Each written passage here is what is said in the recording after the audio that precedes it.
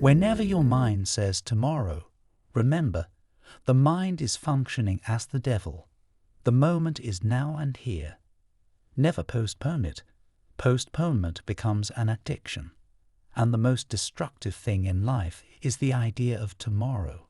Tomorrow never comes. One goes on postponing, and instead of tomorrow, death comes one day, and then it is too late. This is the only moment you have certainly got. The next moment is not certain.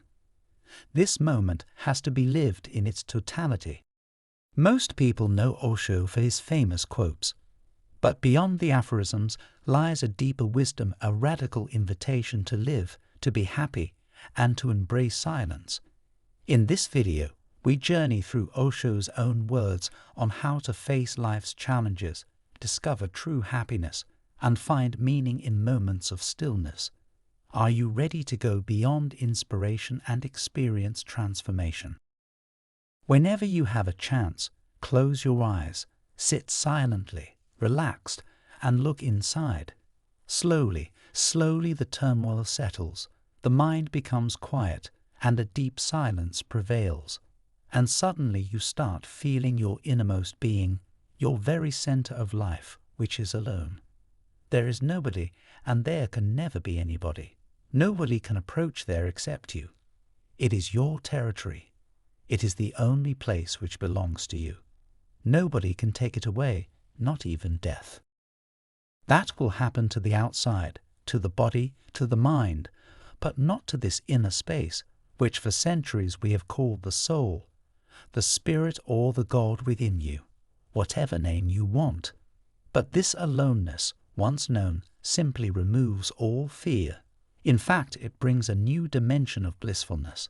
Rather than being afraid of aloneness, you become more and more intrigued with its mystery, and you will feel such a joy arising in you, such a song out of your silence, such fragrance that you have never known before. Find at least 1 hour every day to sit silently, doing nothing, utterly unoccupied, just watching whatsoever passes by inside. In the beginning, you will be very sad, looking at things inside you. You will feel only darkness and nothing else, and ugly things and all kinds of black holes appearing. You will feel agony, no ecstasy at all. But if you persist, persevere, the day comes when all these agonies disappear, and behind the agonies is the ecstasy. This silence, this peace, this centering is the language that humanity unfortunately has forgotten completely. It has to be reminded of it, be soaked in its light, in its love, in its music, in its dance. Remain aware of it 24 hours, whatever you are doing, and your every act will be virtue. Your silence will be a song, your actions will be your devotion. Whatever you do, if you can remember this center, is an offering to existence. I love this world because it is imperfect. It is imperfect, and that's why it is growing. If it was perfect, it would have been dead. Growth is possible only if there is imperfection.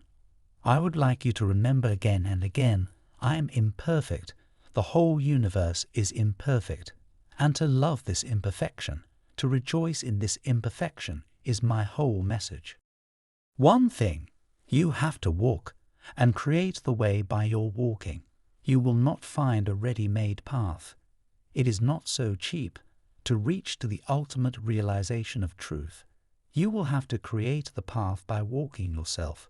The path is not ready-made, lying there and waiting for you. It is just like the sky. The birds fly, but they don't leave any footprints. You cannot follow them. There are no footprints left behind. You feel good, you feel bad, and these feelings are bubbling from your own unconsciousness, from your own past. Nobody is responsible except you. Nobody can make you angry, and nobody can make you happy. The most difficult thing in life is to drop the past, because to drop the past means to drop the whole identity, to drop the whole personality. It is to drop yourself. You are nothing but your past. You are nothing but your conditionings. Sadness gives depth. Happiness gives height. Sadness gives roots. Happiness gives branches. Happiness is like a tree going into the sky, and sadness is like the roots going down into the womb of the earth. Both are needed, and the higher a tree goes, the deeper it goes simultaneously. The bigger the tree, the bigger will be its roots. In fact, it is always in proportion. That's its balance. Give all your energy to joy, and fear will disappear. Ignore fear. Don't pay any attention to fear, because the more attention you pay to it, the longer it will linger on. Pour yourself totally in the direction from where joy is arising, and fear will disappear just as darkness disappears when you bring light in. Joy is light, and joy is the beginning of a great pilgrimage which ends in finding God. So go on, without any fear, because existence always protects those who trust it. Relax, give yourself to existence, and allow the joy to overwhelm you. Let it become your wings, so that you can reach to the stars. The moment a child is born, the mother is also born. She never existed before. The woman existed, but the mother never. A mother is something absolutely new. And so in you the child, your mother, lives on and through your family continues to live. So at this time, look after yourself and your family as you would your mother, for through you all she will truly never die. Take hold of your own life. See that the whole existence is celebrating. These trees are not serious. These birds are not serious. The rivers and the oceans are wild, and everywhere there is fun. Everywhere there is joy and delight. Watch existence, listen to the existence, and become part of it. Listen to your being. It is continuously giving you hints. It is a still, small voice. It does not shout at you. That is true. And if you are a little silent, you will start feeling your way. Be the person you are. Never try to be another, and you will become mature. Maturity is accepting the responsibility of being oneself, whatsoever the cost. Risking all to be oneself, that's what maturity is all about.